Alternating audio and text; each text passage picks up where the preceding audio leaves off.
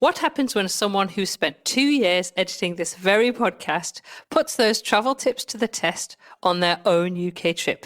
In this episode, our podcast editor Ryan Fairweather from New Zealand shares highlights from his and partner Tilly's 2-month visit, including how podcast ideas shaped the itinerary from the V&A to pick and cheese in London. Welcome to the UK Travel Planning Podcast. Your host is the founder of the UK Travel Planning website, Tracy Collins. Each week, Tracy shares destination guides, travel tips and itinerary ideas, as well as interviews with a variety of guests who share their knowledge and experience of UK travel to help you plan your perfect UK vacation. Join us as we explore the UK from cosmopolitan cities to quaint villages, from historic castles to beautiful islands, and from the picturesque countryside to seaside towns. Before we get started, we'd like to thank our sponsor, Walks and Devour Tours. If you're planning a trip to London, you'll already know the challenge. There's a lot you want to do and only a limited amount of time to fit it all in. That's where the right tour makes all the difference, because you want experiences that are the best use of your time with more access, less waiting and a deeper sense of the city. That's why we recommend Walks and Devour Tours. They offer walking tours and food tours designed to make your time count, often with early or after hours entry. You'll also be with exceptional local guides who add the stories and context, so you leave with a richer understanding of what you're seeing and a trip that feels genuinely memorable. If you're visiting London as a couple, with family, or you simply prefer a more intimate experience, Walks and Devour Tours also offer private tour options. To learn more, you'll find the link in the show notes. Now let's get into this week's episode. Hi, everybody, and welcome to this week's edition of the UK Travel Planner Podcast. And this week it is a trip report, which I always enjoy doing. And in particular this week, it's going to be really interesting because I have my podcast editor, Ryan, to share his trip report from last year when he was in the UK, actually end of last year and beginning of this year. But Ryan's going to introduce himself, tell us a little bit about how long he was in the UK for, and a brief review of his itinerary.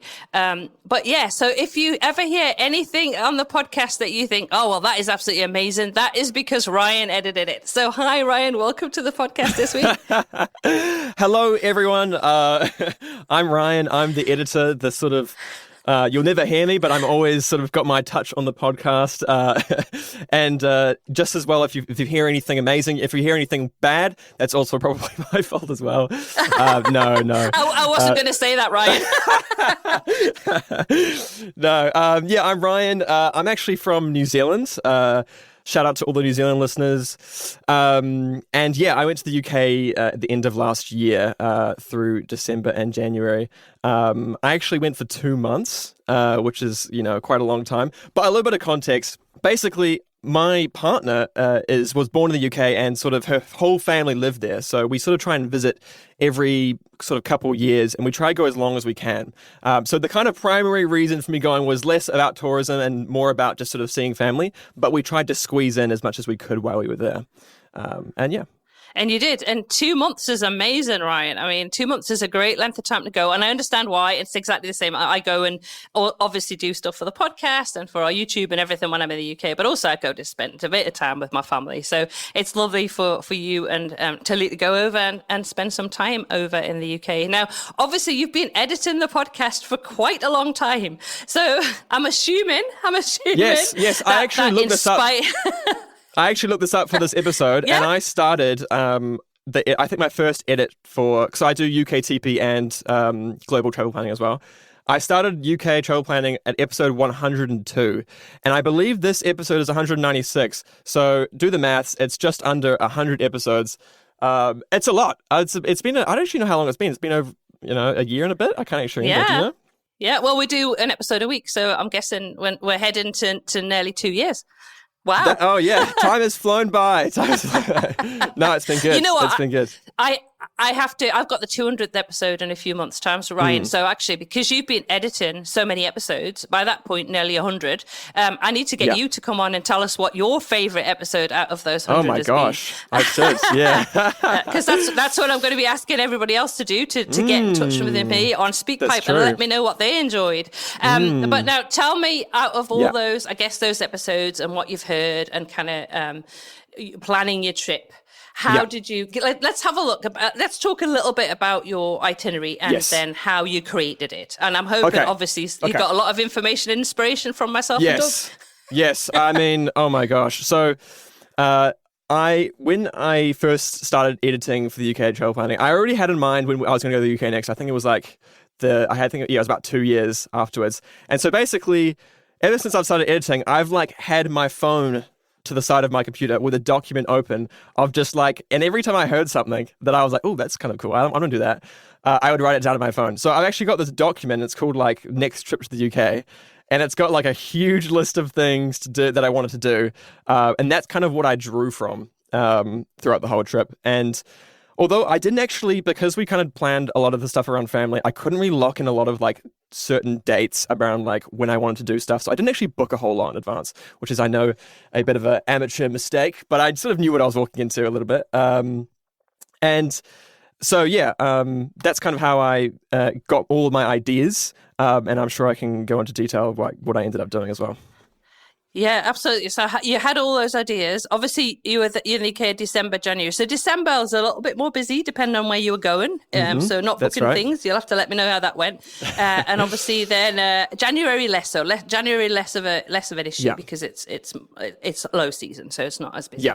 So I'm going to talk to you about your favourite experiences and the favourite places that you went. But I'm going to ask you, because I know Doug, I can hear like Doug's on my shoulder going, ask Ryan how he got around the UK. Did he use the trains? What did you do?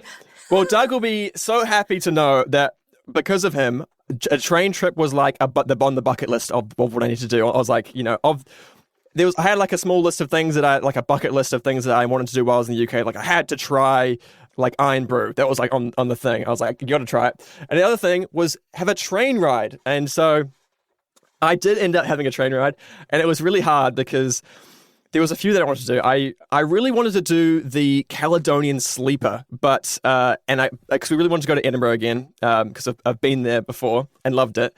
And I hear you guys talk about the Caledonian Sleeper so many times. So I was like, I had to do it, but I just couldn't fit it into the schedule. And we were running out of money as well. Like we can't only choose between, I think it was choosing between London and Edinburgh.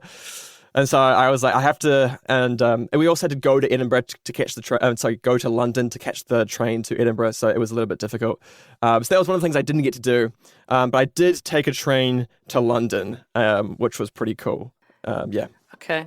Good. And well, the thing is, Ryan, you didn't do it this time, but you can do it next time.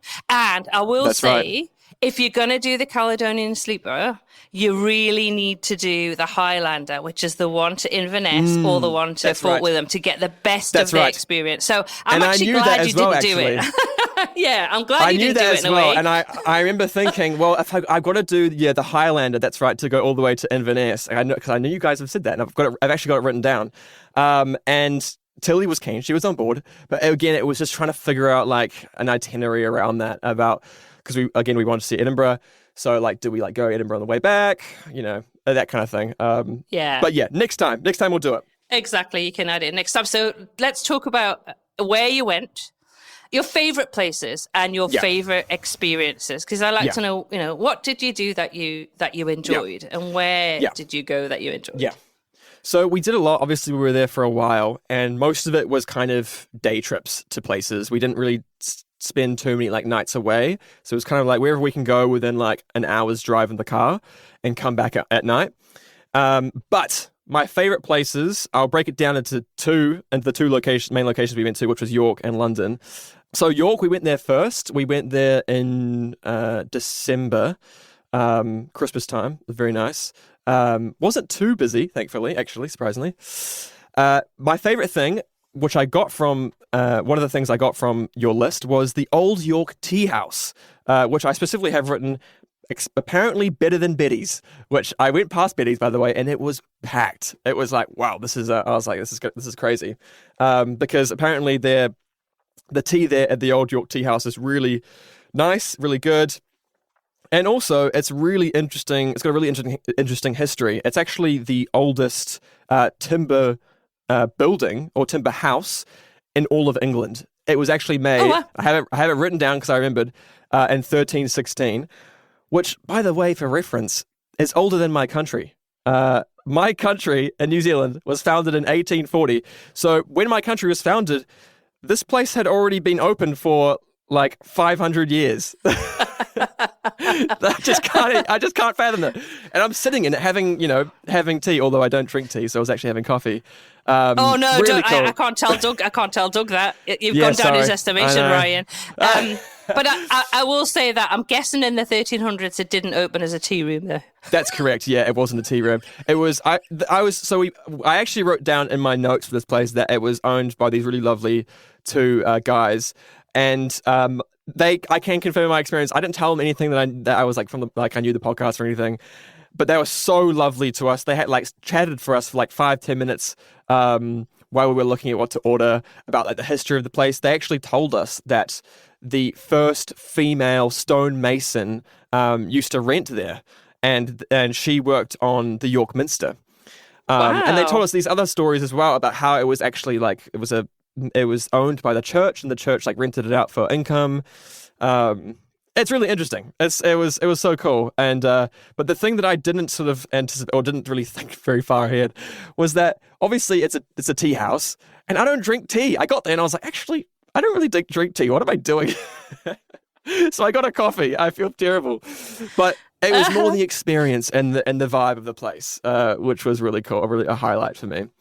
I will be visiting. Nice. The Old York Tea Rooms and Tea House soon. Yeah. Hopefully next month. Now, I hope you did mention the podcast and you heard about them on the podcast. I bet you didn't. You see that you let me down. Oh, you did. Excellent. I was going to say you would have let me down if you didn't. No. Oh. I did. That's how I found out about the podcast, because I said I've got it. I had it written down that it was better than Betty's, and apparently Betty's is like the tea the place to drink tea.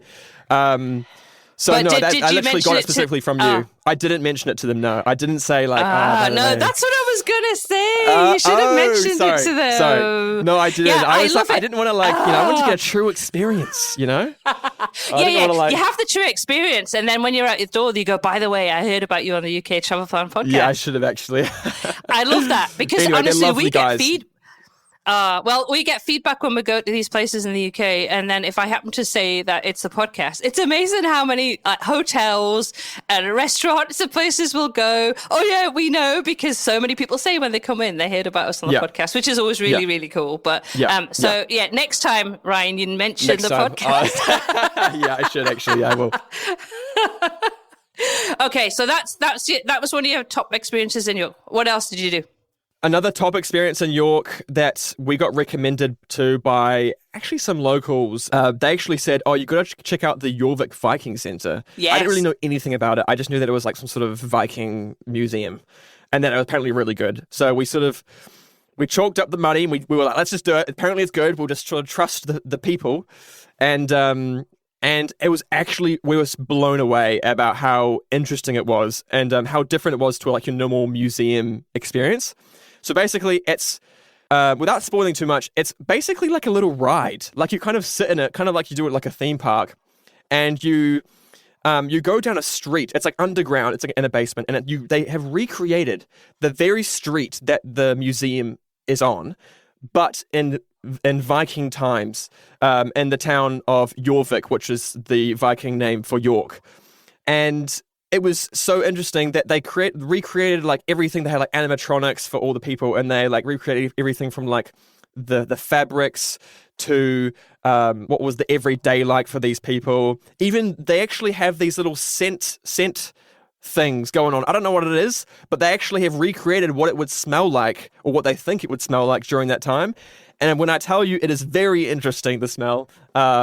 It was actually quite pleasant. It's kind of like piney, I would describe it as. But it was just a much more interesting way, for me at least, to kind of learn about what was York in the Viking time.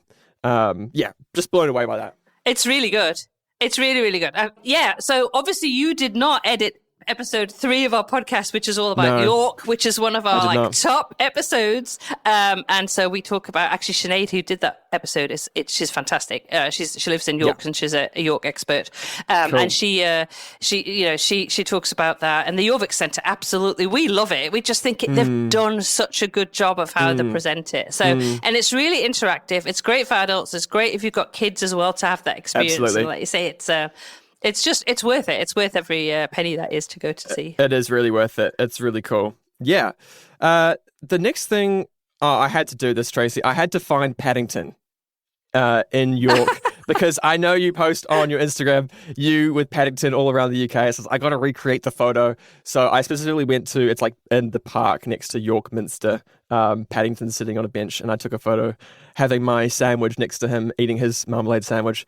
So that was another little highlight. Oh, that's fantastic. Yeah. You need to give us the photo. We can put that in the show notes so people can I check will. out Ryan sitting next to Paddington. Of course. Yeah, I need to actually share some more of those pictures of me and Paddington all over the UK. They were fun. Yeah. They're fun to do. Yeah. So what else in York? Was anything? How long were you in York for? A few nights, did you say? Think it was, I can't remember the exact, I think it was about 4 days maybe. 3 days, 4 nights, I think it was about. Okay, that's good. It was a decent amount of time. It might have even been longer. I can't actually remember, but it was like we sort of covered, I think, pretty much everything, which was quite good, or at least everything that we wanted to get through.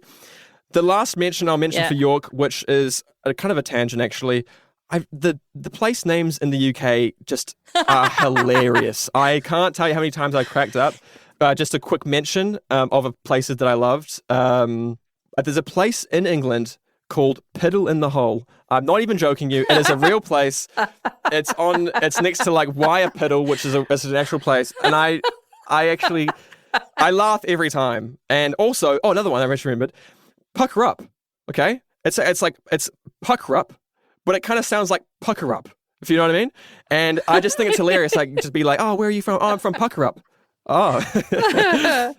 This in the northeast, we have 2 villages that you drive through in Northumberland. Yeah. One's Brood, and then the next place is Twice Brood. That's so good. It's brilliant. My gosh. But that does actually lead into my favourite street name I've come across in all of the UK, which was, and I also searched this up, by the way. It's a 9-metre long street in York. It's right by the Shambles. You can't really miss it. But it's called Whip My Wop My Gate. That's like whip. Yes, like, it is. Whip My Wop My Gate. Whip My Wop My Gate. It's brilliant. Yeah. It's brilliant. I took a photo of it and I was like, Whip My Wop My Gate. This is my favourite place in York. So if you go to York, you have to take a photo next to the sign, Whip My Wop My Gate. It's just... It's hilarious. It's near the Shambles. You can't miss it. It's near the Shambles. Actually, I was watching a history show the other day about York, and they were talking about some of the place names in York and kind of origins. They don't know for Whitmer-Wapmergate where it comes from. That's kind of lost in history. Yeah. But yeah. If you've been to some places in the UK and you have a photo of you, I've actually got a photo of me sitting on a sign next to my sister, which says, I think it's the Butts. The Butts. Oh my and we're gosh, sitting on it. the Butts. So it's a great picture. That is me a and my brilliant sister picture. That is a brilliant picture. Wow. I need to go there. That's the next bucket list thing.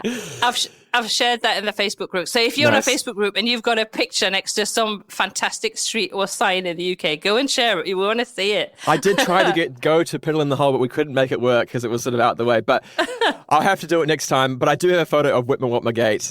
So that's hilarious. Brilliant. So, next favourite place? Or is there more in York that you want to talk about? Or? So, no, those are my highlights. I did some other things in York, but those are kind of like my top highlights. And I could honestly go on forever about all the things we did in York.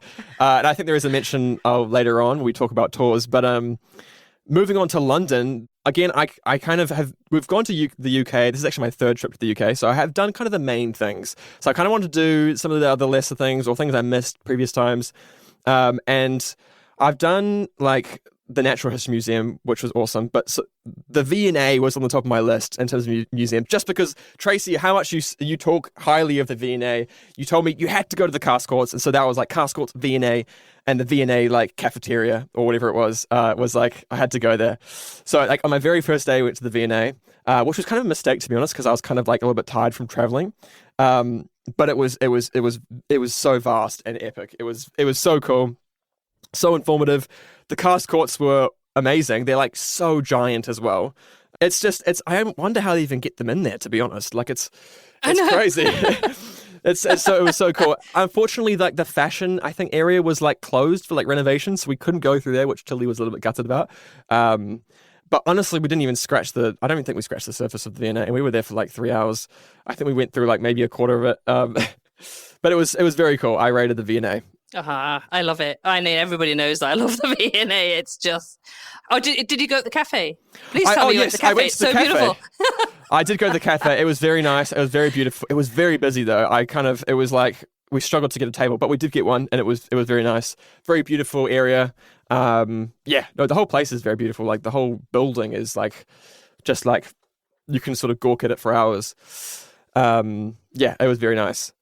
The next thing on my list that I really wanted to do, which Tilly was also keen about, was Westminster Abbey. I wanted to do a tour of Westminster Abbey. In fact, I wrote down the exact tour that you went on, Tracy, that you did like the sort of Queen's Diamond Jubilee as well.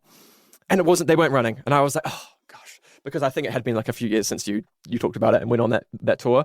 And because we'd also booked it so close to the actual booking, I couldn't really find a tour that was like within our budget. So we ended up just going anyway. I was like, if we can't do a tour, we'll just go anyway. And actually, it was really good. I even without a tour, it was really cool. The like, what is it called? Like the little like headset that you get was actually quite fancy. Like I've been on a few of those sort of museum type tours with the headsets, but that was actually quite a nice one. And I found it really cool. And we did do the Diamond Jubilee exhibit as well upstairs. Although one mistake we made was we were like, I didn't realize how far up the stairs went. And there was a choice between the lift and the stairs. And there was a queue for the lift. And me and Tilly looked at each other. I was like, well, we're both fit and young. Like, can't be that many stairs. We were wrong. We were very wrong. It was... There's a lot of stairs, There's Ryan. a lot of stairs. Tilly was like, Ryan, why did you convince me to go take the stairs? And I was like, I'm sorry. After walking, all day in London anyway. But the exhibit was really cool. And I did happen to like kind of, what's the word? Kind of like hover a existing tour group. There was like a tour group going through, and I kind of hovered behind them. Just like put like an air. Good strategy there, yeah, Ryan. Good strategy, but a strategic maneuvers there. I sort of hovered, around it and sort of tuned in for some cool stories. It was really cool. And actually, the actual Abbey have their own. I'm pretty sure they have their own like kind of not tour guides, but like people who like talk about the place. And so if you catch them at the right time, they like talk about certain areas, and so we did, which was really cool. That's good. Yeah, there's a Verger tour as well. I think it's on at 11 a.m. I tried to get on that a few years ago, but I was number 22, and the Verger was having none of it. Yeah. So I was not allowed to go on the tour. I was very gutted, and so with the Australian couple who were kind of number 20 and 21, I think, and no, there was no budging. So I will try and do that this year because I've been trying to do that a lot. But I'm pleased that that's two kind of big hitters in London that you hadn't experienced before that you included. I know. I didn't do Westminster last time, which is crazy. It is crazy. And to be fair, I think I underestimated it. Like, I think you kind of convinced me. Like, once I had heard you like rave so highly about it, I was like, okay, no, I definitely got to do it. And it's kind of, if you're interested in the royal family, it's even more interesting. Which Tilly was, which is good. It's just so historic. Oh, it is. It's just historic. And you go to Poets' Corner and you see how many people are buried there. It's just really interesting. It's very interesting. It's amazing. Poets' Corner was very interesting. Yeah. It's just everywhere you look, there's like every nook and cranny of Westminster Abbey has been crammed with some sort of like history of some famous, monarch or famous person to the monarch. It's just crazy. You could be in there for hours.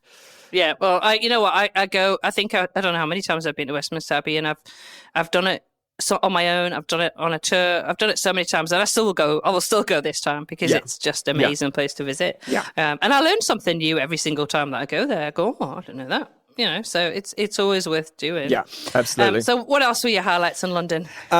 So I had to go to a show, obviously. You're in London, you've got to go to a show. We were kind of tossing up between a few different things. We're tossing up between...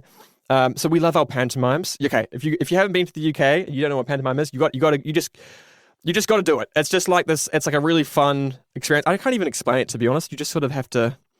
You just have to sort of. Oh no, you don't. Yeah. Oh no, you don't. Oh no, you don't. It's just so fun. You got to do it. Oh no, you do. Everyone's so confused who have never been to a pantomime. If you have not been to a pantomime, if you've never been to a pantomime, you'll have no idea what that means. Yeah. So you need to go to a pantomime, and then you'll know exactly what I mean. Yeah. We actually went to an all drag pantomime, which is kind of the reason we went to it, because it was kind of special, and it was so funny. It was just hilarious. Tilly's, my partner's, like a huge fan of RuPaul's Drag Race, and so it was like it was just such a. And the theater we went to was kind of like really small and intimate, and it was of Snow White, and it was so funny. It was so good.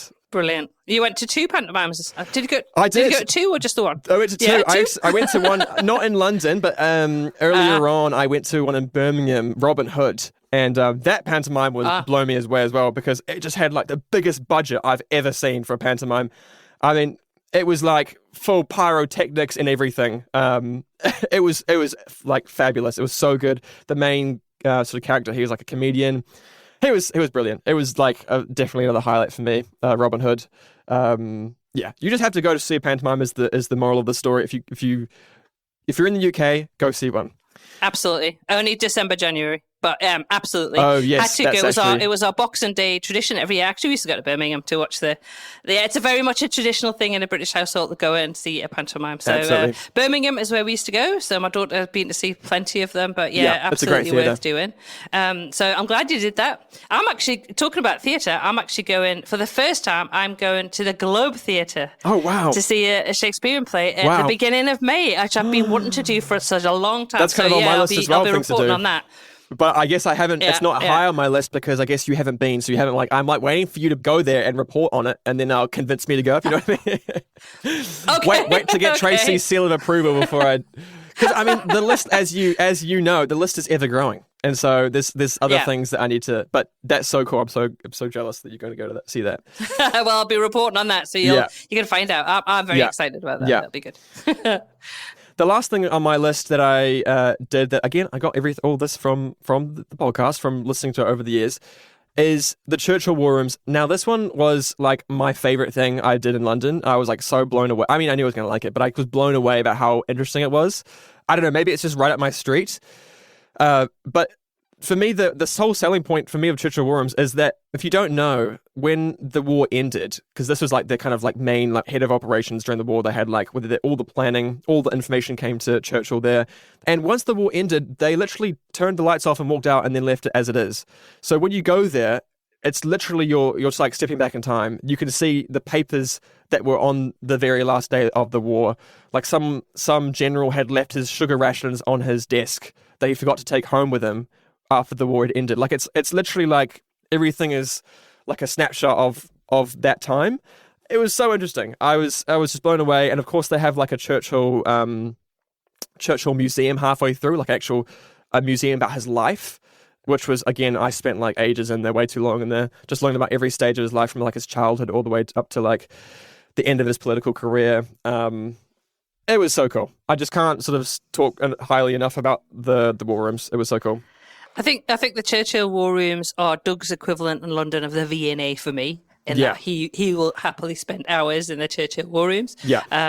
We tend to. I go to the V&A. He goes to Churchill War Rooms. Yeah. So they're very, very, very popular. The last time we actually did a tour of the Churchill War Rooms, we did a private tour of the Imperial War Museum with a guy who had a PhD in war history, and then we went from the Imperial War Museum over the Churchill War Rooms, and he was talking to Doug a lot about it in a lot of detail, because Doug was asking a lot of questions. But it was really interesting because, when you were talking about Westminster Abbey, you had a few hangers on, you were like hanging on to a tour. This guy was telling Doug about all this stuff, and then we ended up with a couple of people kind of surreptitiously kind of like following us while they were listening to this guy. That's how you know it's a good tour. That's how you know it's a good tour. Yeah. So that was really interesting. But that's so cool. Definitely it's very popular. We actually have got we've got a podcast actually about World War I, World War II, because there's a lot obviously that you can see and do in London, and an article about that as well. So I will link to that in the show notes as well. So does that kind of cover? That does. It covers the main. I could go on for I go on forever about different things I did, but I kind of had to summarize the highlights. Yeah. So for me, those were the highlights. Yeah, you kind of briefly mentioned earlier on about some tours that you did. So let's talk about the favourite tours that you booked onto.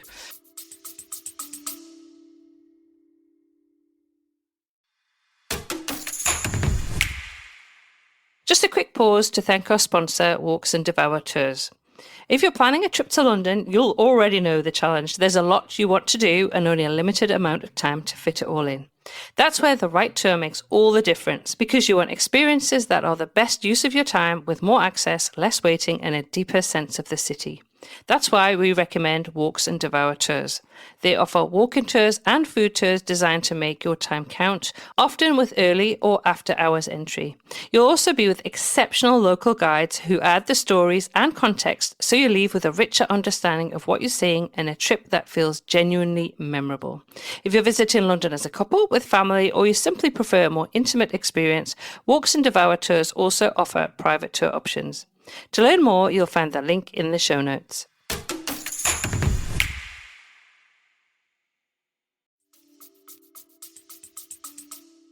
Yes, the one tour that was on my list that I actually never got to do was the Tastes, Tales and Traditional Ales tour, and only because, Tracy, how much you rave food tours, and specifically this one.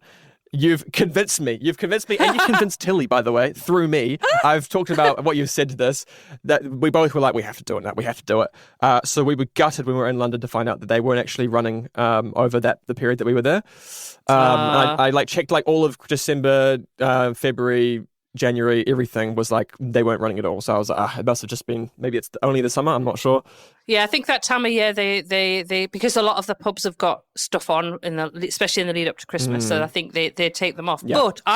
But I am going on that tour again in May, so I'm sure I'm going to be convincing you again. I know. In fact, I have got. This is going to be amazing. There's me, and then there are five people, so two groups that we've done itinerary consults for, who were booked on the same tour. Well, they booked on that same day, and I was like, I have to go on that tour. So I was like, I contacted Devour and went, can I go on the tour? Because there's these people that I know that are going on it that I did consults for. So I'm going to be joining on the tour in May. So I'm really looking forward to it. I know. So that's going to be so much fun. I said to Walks and Devour, I said that tour is going to be like a UK travel planning tour, because it's I think there's 6 of us all together on the tour that are like UK TP people. So that's cool. That's so funny. You should do like a podcast like while walking on the tour or something. No, that would be really cool. That'd be really cool to do. That's a good idea. But the tours that we did do wasn't kind of, I don't know if you consider them tours. The one actual tour we did was called the York Ghost Bus Tour. I mentioned this earlier, and this is while we were in York. We were looking at things to do, and this one we didn't get from the podcast, surprisingly. And we really liked it. It was really funny. And you go on this old 1960s Routemaster bus, which for the people who aren't your sort of vehicle nerds, I guess, that's kind of like the old, correct me if I'm wrong, Transport for London, like double-decker buses, the red ones they used to have, but like in the 1960s, so it's kind of like an old one, and they painted it black, so it's got this really cool like look to it, and they sort of renovated the inside to have like cool little spooky lamps and like a little table for you to sit on. But it is so funny. The guy who runs it, shout out to him, I forgot his name, but he was in character the whole time. He's like this sort of Transylvanian accent. He kind of reminds me of Gru. They've got like this smoke machine on the bus that they like use to like pretend it break down. The bus breaks down. You have to go on like a little walking tour as well through the shambles, and they tell you about the shambles and the most haunted pub in the UK, which is like right next door to it. It was so funny. It was a bit of a highlight for me. Highly recommend the Ghost Bus Tour. That sounds like fun. It was so much fun. And I hear they also do one in Edinburgh and London as well. I can't speak to those ones, but the York one was really good. Oh, excellent. Okay, well, I shall contact the guy when I'm in York and get to go. You should get him on the podcast. Have a go on the coast. Yeah, I will do. I will. Sounds like a good, cool guy to get on. Sounds really interesting. He's so good. He was so good. Yeah, excellent.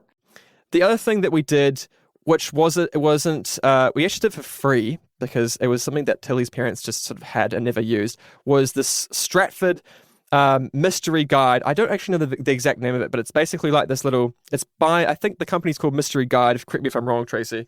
Yeah, actually, Actually, I'm going to jump in here because Jack Wells he's the guy that wrote the mystery guides, and there are mystery guides for all over the UK cities. And he's going to be on the podcast. He's actually going to be on the podcast next week. That's so crazy. Which is amazing. That's so crazy. Tracy told me about this before we've been on this podcast, and I was like, no way, this is so cool. So you have to tell him I was a fan. I was a big fan of his book. So basically what it is I had no idea what this was until I found it. It's like a little booklet, and it's kind of like, it takes you on like a little treasure hunt. But it's not really a treasure hunt. It's more like you have to solve a mystery. And it's like, I think it's Who Stole Shakespeare's Quill? And it takes you through these different like kind of historic landmarks throughout Stratford-upon-Avon, not the Stratford in London. And there's basically clues on all of these landmarks, and you have to sort of decipher these like riddles. It's kind of hard to explain. There's like these little riddles, and you have to like, it's like, what's the second letter of this, like every second letter of this plaque, and it like spells out something, and that's like your next clue, and it takes you to the next clue, and you sort of walk around Stratford, and it sort of took us like, I think it was like 3 hours. It was, and there was other families on the tour as well, and with kids, and so I was kind of expecting it to be a little bit like on the easier side, but it was actually really challenging. There was 3 of us, and they're all adults, and it was actually like, we got even stuck, I think, a couple of times, and we couldn't figure it out. So it was really cool, a really cool walking tour, really interactive way of doing it, and learning about the history as well. It sort of teaches you the history as you go of the place. They're brilliant. Yeah, another highlight. They're absolutely brilliant. I have said to Jack, I said that it's one of those things you see and go, oh my goodness, why did I not think of that? I mean, I used to be a history teacher. Jack was a history teacher. It's like, it's just such a fabulous way to learn. It's a fantastic way to kind of, you find out stuff that you haven't done. I actually did one about a year and a half ago in Winchester with my cousin. She brought it along, and that's the first time I'd seen it, and we loved it. But also, like you say, there were families doing it. When we did it, we met like 3 or 4 other couples along the way, because obviously you just start it when you want. It's not like there's a start time. You have the book and you just start with the first clue. That's right. But it was really interesting because we met these other couples who were also doing it at the same time, and then we'd meet them at the next clue, or we'd get ahead of them, and then they'd catch up with us and go, and we were like, we've solved it, and it was just so much fun. And you walk around the place, you learn about the history, you can stop off when you want and just go and have a cup of tea or a cup of coffee or whatever, and then pick it up again and continue. I honestly think that Jack was totally inspired with these. I think they are, for me, they're like genius. And we've actually been talking a lot in consults about them, and we've had a lot of visitors who have contacted them and got them delivered to their hotel so that they're there when they arrive in the UK, because they can't send them to the UK at the minute from outside the UK. That's funny. And it's just so That's good. Cool. They're just, I honestly, they're just perfect. I just think they were such a good idea. Honestly, I rave about them for hours, because I just think, again, I wish it's like, oh, why did I not think of that? So Jack will be on next week talking all about his inspiration and why he did them. I'm really, really looking forward to that. And he covers so many destinations in the UK now as well. So just about anywhere you go, and he's got a guide. Yeah. Yeah. It's a fantastic day out. It's a great way of doing if you don't necessarily want to like pay for a full-on guided tour and you just want to do kind of a walking tour, it's a really like fun and interactive way of doing it. You learn the history about the place, you like walk the streets of the city, but while doing something fun as well, like solving a mystery and all these clues, it's like a little game. Yeah, no, it's brilliant. So they're so good. So yeah, that's pretty much it in terms of tours. I didn't really do that many, to be honest, like I said, but I thought I'd mention those things that I did anyway, the Mystery Guide and the Ghost Bus tour, which I thought was really cool. No, they sound really good, and they're definitely worth mentioning and worth doing, or a Mystery Guide. Definitely buy a mystery guide if you're going to some of the cities. We'll link to that in the show notes as well. Absolutely. Now, I know you were staying a lot with Tilly's family. Where were you based? Were you in Wales? Were you in Wales or in England? So we were kind of between places, like obviously we're like moving around the different family houses as we're like on tour. But we stayed kind of in the same, like this little circle, not little, but the circle in the kind of southwest of England, kind of. So Tilly's family live in a little kind of historic market town called Ross-on-Wye. It's on the Wye River, which sort of runs into Wales. It's kind of like on the border. It's near Monmouth. And it's like a beautiful little, it's kind of half rural town. It's like on like I said, on a river. It's got these beautiful coloured houses, really nice. And then we also stayed kind of in like sort of the Evesham, Tewkesbury area, which is I think it's like sort of north of Cheltenham and Gloucester. So kind of like edge of the Cotswolds, basically, is kind of where we were. It was very close to like Broadway, so we did like little trips there. Just sort of like that kind of rural area. So it was quite nice. It was quite a nice getaway because I live in the city here in New Zealand. So it's a nice little sort of country getaway. It's quite quiet. Nice. No, it was lovely. And then when you stayed in London and stayed in York, what sort of accommodation did you choose? Yeah. So I sort of just picked whatever seemed like the best value, especially for York. We stayed in basically like these like Airbnb type situations, although it wasn't through Airbnb. We did it through, I think, booking.com. And both of them were pretty nice. I will mention, though, that our accommodation in London, we got a really good deal on because we were booking it so sort of late, and, accommodation in London being quite expensive. And I specifically, because of obviously all my knowledge that I've accumulated through the podcast, I knew to get as close as I could to a tube station, basically, especially on like a main line, if that was possible. So we got like an accommodation like right next door to a station on the Victoria line in Islington. Oh, perfect. Which was brilliant. Yeah. It was like, it was perfectly sort of, I mean, you can kind of be anywhere near a tube line and be in a good spot. But it was like straight on the tube every day, 10, 15 minutes straight into London, even less time sometimes. And yeah, it was brilliant. And we got a really good price for it as well. Well, yeah, that's important. Yeah, it is. Yeah, London's so expensive. Yeah. It really is. Okay, let's pivot away from accommodation and that sort of stuff, and let's talk about really the stuff that I really love talking about: food. Oh, me too. Tell me what did you eat and drink that you loved? I made a little list because I just keep thinking of things, and I don't know if I should go through all of them. But there was just so many things I have to mention. But the main two things that I'm like, if you go to the UK, you just have to try, which is, the first one is like sort of like a Sunday dinner or like a Sunday roast type thing. You got to do it. I mean, it's kind of like, again, quintessential British, especially if you go in the winter, by the way. Oh my gosh, like on a cold, rainy day. Oh, those roasts just hit differently. But one that stood out to me was this beautiful kind of hotel / pub / restaurant.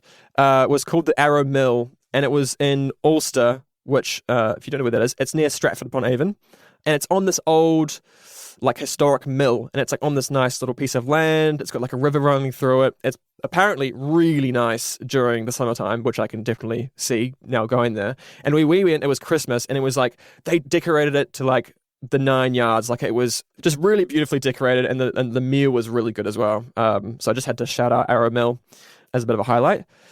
The other thing I think you have to try, and I kind of fell in love with while in the UK, is cream teas, which, sort of don't get fooled. It doesn't necessarily mean a tea, but basically cream tea is like a tea or coffee with a scone. And the scones typically come with jam and clotted cream. And I love this. This was like all me. I think I had like probably like 12 while I was there. I like every place. I'm like, oh, cream tea. Like, while we're in England, got to get as many as I can. And for some reason, the scones in the UK are just like so much more elite than the ones in New Zealand. Like, the ones in New Zealand are like, it's kind of naff. But these ones were like so good. And we had some really good ones. And my favorite cream tea, scone and coffee, was in a place called Parlourmaid. And it's in York. And actually, it's in the Shambles. It's like in one of those, it's like in one of those like really old 1400s buildings, similar to the old York Tea Room. And we went there as soon as it opened, which was like 9:30, which was, again, that's a whole other topic about how things opened at that time. But it opened at 9:30 and we got in first and first served. And there was like already a queue when we were there. So we got in, and they're kind of like scone specialists. They have like all these different flavors. And I just got like the sort of classic scone.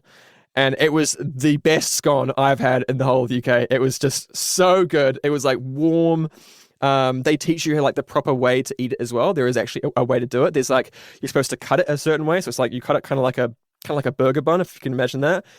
And there's also a way you spread the jam and clotted cream as well. And it's very, Tracy, I'm interested to see how you spread it, because it's very like highly debated about what's the correct way of doing it.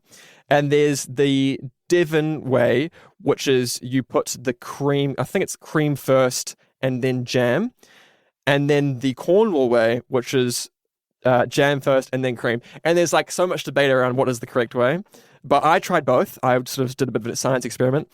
And I determined for myself that the Devon way, which is cream first, jam second, is the best, at least for me.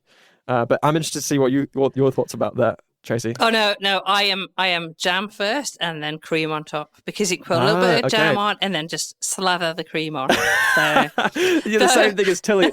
I love my jam. I like a lot of jam on my scone.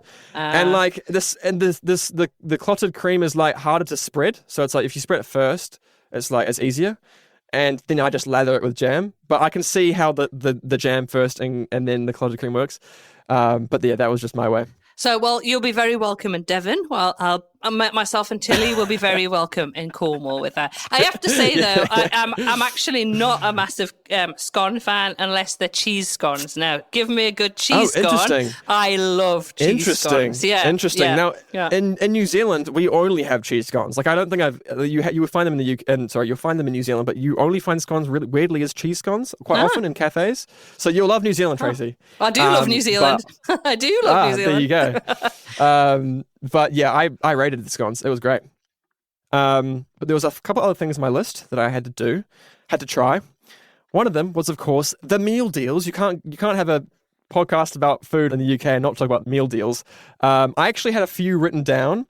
I'll see if I can quickly pull it up that you love, Tracy. I wrote the flavors that you have mentioned, Tracy, and I was like, if I find them, I have to get it. And I've got miso chicken and pickled slaw from, I think, Tesco's, which was the sandwich you can get in the meal deal. And I also got M&S meal deal is Tracy's favorite prawn sandwich. Oh yes. Does that still ring true? Yeah. It's got to be like their best prawn sandwich, not the cheaper one. They're kind of like the supreme, like premium one. Prawn. Yeah. I think it's like £8 or something. It's expensive, but oh my goodness, it is the best. I have to say, I did look out for it, Tracy. I looked out for both of them, and I just couldn't find it. They had a lot of festive ones while I was there. Yeah. Which I did try, actually, which were quite nice. But I didn't find those ones. But I thought I had to mention it just to put it out there into the world that those are the nice ones. Yeah, they're so good. I mean, they're so convenient, so cheap, especially in London when everything is like all the food is so expensive. Yeah, you have to get a meal deal while you're there, and try a few different ones. Try like one from M&S, try one from Tesco. They all do it. All the supermarkets do it.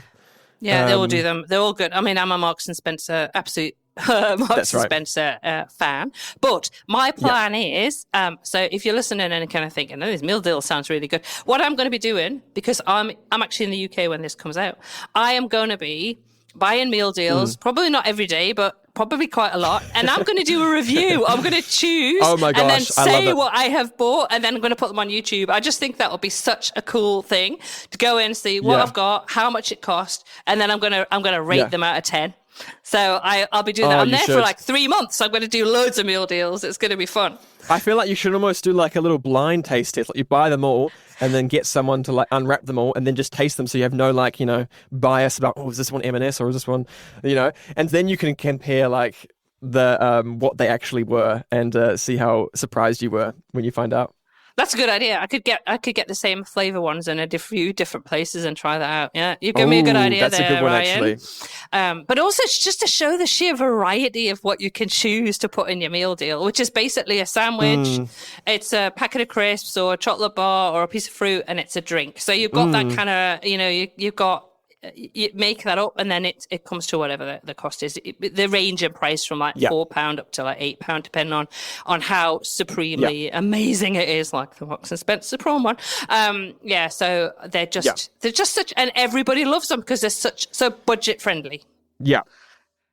Another thing on my list was Iron Brew. I had to try an Iron Brew. Obviously a Scottish drink, not a English drink, but they have them in England. I had to try it. very surprised actually about how it tastes. It's quite interesting. It's not how I thought it would taste.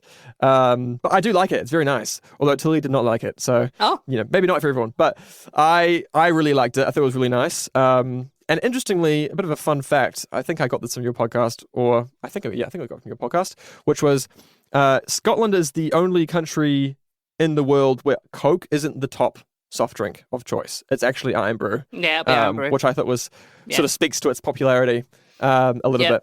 So if you see it, try it. Definitely try Iron Brew. It's Doug's. Doug can actually get it in Australia at Coles. They occasionally sell it. So he'll always treat himself to a can. I like dandelion and burdock. Now, I don't know if you tried that, but if you didn't, next time you have to try some. But it is on my list. Yeah, dandelion and burdock. I actually found out, I think this is probably why I didn't try it. I actually found out you can get it in New Zealand. I went to, I think I Googled it just before I left, and I was like, you can actually buy it in New Zealand. Okay. Maybe I'll have to try it. I'll try it at home. Yeah, exactly. Give it a go. Yes, give it a go. Now, in London, there was 2 really cool sort of food places we went to, kind of food, kind of drink. First one, of course, Pick and Cheese. I had to do it. I had to go to Pick and Cheese. This is on my list. This is on Tilly's list. Tilly is a huge cheese fan. I'm less of a cheese fan, but I still like cheese, and I was like, you got to do it for the experience. So we went. We didn't book or anything, but they didn't seem too busy, so it was all good. And it was really cool. It was really fun, really interesting. I tried some blue cheese with some. I can't remember what was with it. They have pairings. They have pairings with each cheese, and they have like random things. And I think it was like a chutney or something. It was really good, actually. I actually rated it. I was like, wow, I've never thought I would say I liked a blue cheese before. But that's what Pick and Cheese does. It makes you try new things. Yeah, I loved it. It was a cool experience. I love it. I'm so glad you went to Pick and Cheese, because it's another one that I recommend all the time. There's some places in the UK that I'm a bit addicted to, like Macca's Mash Bar in Edinburgh, Pick and Cheese when I'm in London. It's just things that I absolutely always. In fact, I'm meeting a friend who's coming over from the States in May, and we're spending some time together in London. I actually met her through the website podcast, and so Melissa's coming over, and so I said to her, apart from going to the Chelsea Flower Show, which we're both doing and very excited about, I was kind of like, what else is it that you really want to do in London, because you visit quite often? And she was like, Pick and Cheese. We are going to Pick and Cheese. And I'm like, excellent, because I always have it on my list to do. I'll happily go on my own, order a glass of port, and just sit there and check it through, and then wait for the one I want to come up, take it off the belt. And I love what they pair them with. They pair them so carefully with just amazing. So interesting. Yeah. They do. And it works. Like, I'm like, I can't remember. There was some really weird pairings that I thought, what the hell?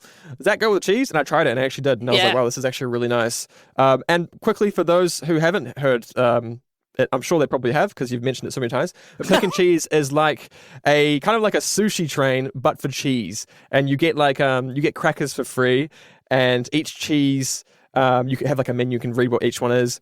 And they all come with like their own pairing, and it's really interesting, the types of cheeses, and it's really cool. It's like a fun experience. Brilliant. I feel like that the fact you've done this podcast editing for the last 100 episodes for the last 2 years has enriched your experience of your trip, Ryan. That's what I'm kind of hearing. Absolutely. Like, I'm telling you, like I based all these ideas, pretty much, I think like 90% of them have come from the podcast. It's crazy. And Tilly actually keeps saying to me over and over time, she's like, how'd you find this place? And she goes, wait, let me guess. Is it Tracy? And I'm like, yeah, it is. She literally said that when we were in this next place that I'm going to mention, which is Mr. Fogg's Society of Exploration. Yes, I heard the gasp, Tracy. You know exactly what I'm talking about. Yeah. Mr. Fogg's is basically like a chain cocktail bar throughout London. And they all have like different names. They're all called Mr. Fogg's, but I think the ending of it is different. And we went to, I think, the same one that you went to, which is in Covent Garden. And there's actually 2 in Covent Garden, but it's the one where there's a train cart, like a kind of an Orient Express vibe train cart in the actual cocktail bar. And the whole cocktail bar is like sort of themed around like trains and sort of steampunk stuff. Like there's like a little miniature electric train that like runs around the whole outside of the actual like bar itself. So every now and again you just see like a little train pass by your head. It's quite cool. All the cocktails are really unique and really cool. They come in like all sorts of giant things. I got mine in a giant camel. It like came in the back of a camel. There's ones that came in like a hot air balloon. It was so cool. And each place has like its own unique cocktails as well. So like depending on which one you go to, there's like you'll get like a different experience.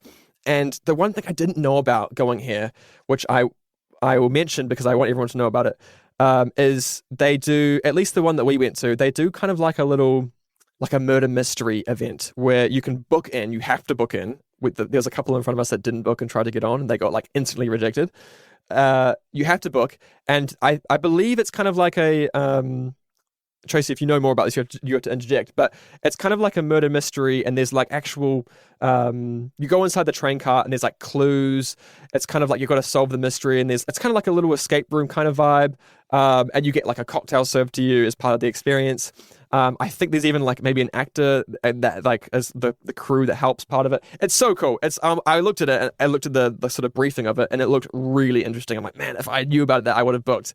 But I thought I'd mention it because I have not done that, Ryan. No, I haven't done it. So I am. Oh, you haven't done it? No, I have not done it. That is now on my. Like you say, there's so much to do and see in London, and there's always things that you miss. So that is now on my list. I will be doing that in May.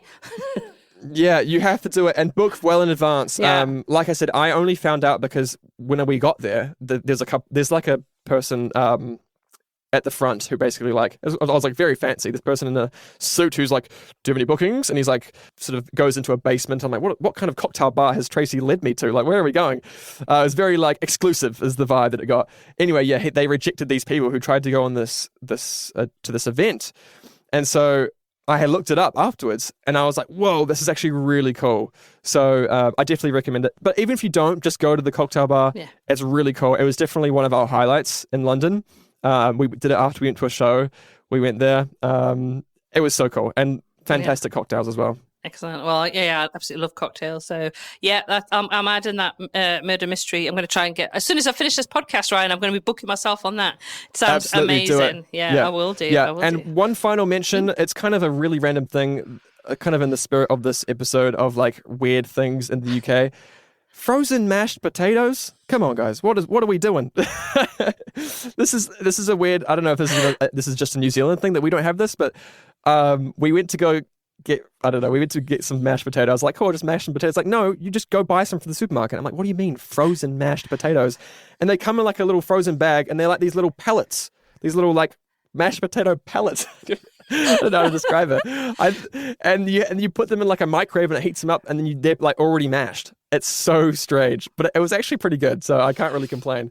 But just a weird food thing that the UK does. I was going to say, I may or may not have used the mashed potato before to get out of making mashed potato. I deny. I have a feeling we might have them in Australia. I need to go and check. If I go to Coles or Woolies there, I'm going to check. Maybe they're in New Zealand and I just haven't noticed. But I was like, when I mentioned like the idea of mashing potatoes manually, the look that I was given was like, what are you doing? Like, what is this like, prehistoric way of eating mashed potatoes? You just buy them frozen. And I'm like, what? That's so funny. Yeah. I have to say, because you've mentioned the supermarkets, that I get far too much joy out of wandering around a British supermarket, particularly Marks and Spencer's food. I absolutely, I can't wait. I cannot wait to just be, I can happily walk around Tesco's all day or walk around Marks and Spencer's because the sheer variety of choice of what you get is There's incredible. A lot of choice. Incredible. It is crazy. It is crazy. And weird mention on the supermarket topic, which is the ads are really funny as well. I'm not sure if you know the Aldi Kevin the Carrot. Yes, yeah. Yeah, no, there's so many fun ads. I love them. Anyway, we've been talking for a long time. I know. This is going to be a very long episode. So I have to wrap up. Unfortunately, we could talk all day. I know we could. And we always end the podcast. You know what we end the podcast with, the same question. Of course. So what is the one tip that you would share with anybody planning a visit to the UK, Brian? So there's been a lot of good tips as the final tip of the episodes on this podcast. There's been a lot of them. So I wanted to pick one that maybe hasn't been picked as much. And which is I found so much value in for pretty much every time that I've gone to the UK, or overseas for that matter, which is to use Wise. And I know, Tracy, I'm pretty sure you've mentioned this before, that you also use Wise. And I just find Wise so invaluable as a way of paying for money outside of like my home currency, I guess you could say. it's like, I think you only have to pay for like the card that you get given and like the postage. So it's like, I don't know, $10, $15 New Zealand dollars, which is like sort of £7. And you can get as many currencies as you want. You can get like as many sort of virtual cards as you want. So you get your physical card. You can also get a virtual card. It's really great if you're traveling with a group of people. So for Tilly and I, we each have our own card, but we also have a group card. You can actually do that. You can have like a card that people can contribute money to and spend it's like a joint account essentially.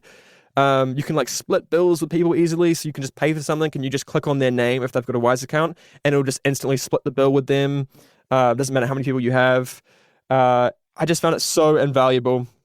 So the currency exchange rates were like, the fees were so low on Wise. Like I'm literally paying like cents for like hundreds of dollars of transfer.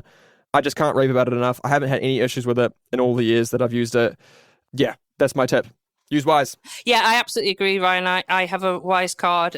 Doug has a Wise card. We've used it for quite a few years now. I don't know how many different currencies on my Wise card. I've just come back from the Philippines and I used it in the Philippines without any problem. So it's just something that I find really easy to use. So I will put a link on as well if anybody wants to have a look and explore a little bit more about Wise card. But thanks so much, Ryan, for coming on to the podcast this week and sharing all about your and Tilly's exciting trip to the UK. It was you had a great time by the sounds of it. Thank you so much, Tracy. It was such an honor to come onto the podcast and finally have my voice on it. It was kind of a last minute thing. I wasn't actually meant to go on the podcast, but it was so cool to talk to you about my trip anyway, because we actually haven't had a proper talk about it. But thank you so much for having me. Oh no, it's great. It was just, it gave us a fantastic. Well, when the gap opened up for that episode, it just it led the way to doing a great episode with you and also introducing you to my audience, because I know I've got plenty of friends who are podcasters who mention their editor. So a big shout out to Ryan for all the excellent work that he does, salvaging all of my ums and ahs and starting sentences all over again. Thank you, Tracy. Times that he has to do that. As always, I will put a link to the different tours, the different experiences that Ryan mentioned in this episode at the show notes at uktravelplanning.com/episode 196. I will also add some photos that Ryan's going to send me. So if you want to check out some of the places that Ryan talked about and some of the things that he did in this episode, you can also check out some of his photos in the show notes. But that leaves myself. Actually, I'm going to include you this week, Ryan, because you know how we end the episode. So that leaves both myself and Ryan to say until next week, happy UK travel planning. Thank you for tuning in to this week's episode of the UK Travel Planning Podcast. As always, show notes can be found at uktravelplanning.com. If you've enjoyed the show, why not leave us feedback via text or a review on your favourite podcast app? We love to hear from you, and you never know, you may receive a shout out in a future episode. But as always, that just leaves me to say, until next week, happy UK travel planning.